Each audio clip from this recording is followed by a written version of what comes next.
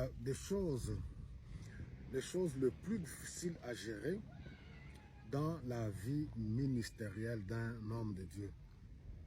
Comment gérer la gloire et le succès? Parce qu'on le veuille ou non, tout le monde est exposé.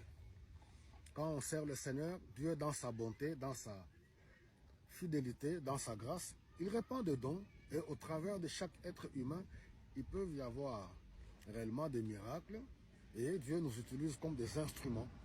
On en a parlé la fois passée, nous avons vu Pierre ainsi que Jean dans le temple et par leur canal, il y a un paralytique âgé de plus de 40 ans qui a connu la guérison.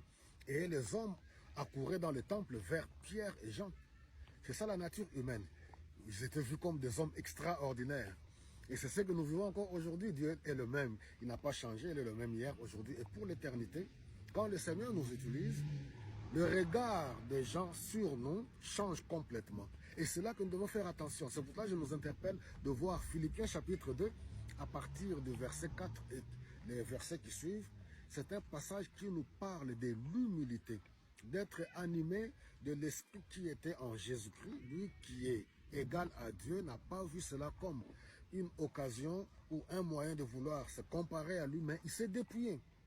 Il est venu, il a revêtu ce corps humain et il a servi. C'est ça au fait, il a servi dans l'humilité. Que Dieu nous aide. Et on est tous exposés. La gloire, le succès, l'argent, les biens matériels sont les ennemis de beaucoup, de tout être humain. Et ça demande beaucoup de concentration, beaucoup d'humilité. Et demander à l'Esprit de Dieu, se soumettre à l'Esprit de Dieu, s'humilier. Parce que voilà, les gens vont accourir autour de vous. Et voilà, les gens vont faire des courbettes autour de vous.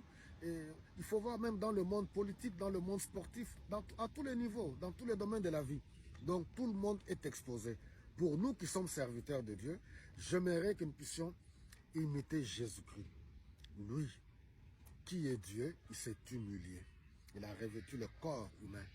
Pierre dans le temple, quand les hommes et les femmes venaient vers eux, Pierre a dit non, pourquoi vous nous regardez comme si nous étions des personnes extraordinaires?